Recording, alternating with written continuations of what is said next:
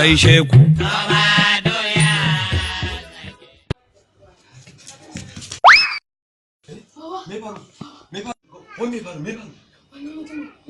Baba wannan mutumin ne wannan ko kun haina to hine ego yanzu nan da kabila ne ebe wani kai mu gaba daya kore mu baba ka san me yanzu abin da zai ka je ka dauko da duma kwanta idan ya zo ko ka tina mu take ko ka kaji ko ka tina mu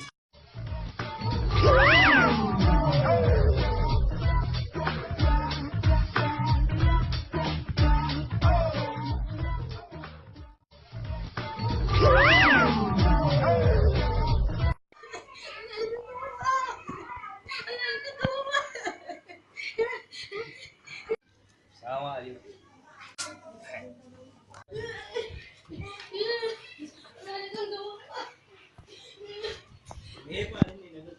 Wai me ya faru ne na ka sa a gaba kana kuka kamar wanda ya mutu.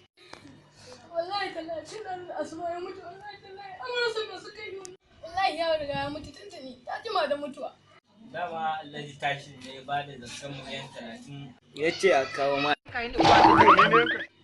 Shikenan tunda Allah ya mara su bari mu duba makota sai a duba wani kuma Allah ya kansa.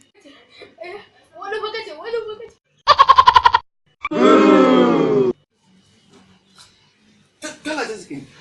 tana suke ne zakan naira miliyan 30 din saboda tsabar bakin ciki na ka zo ka ce wai na mutu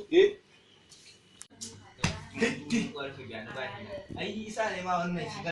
a dama ni ko ma na fito da a ko ba zan dama ni ba talwa ne wallahi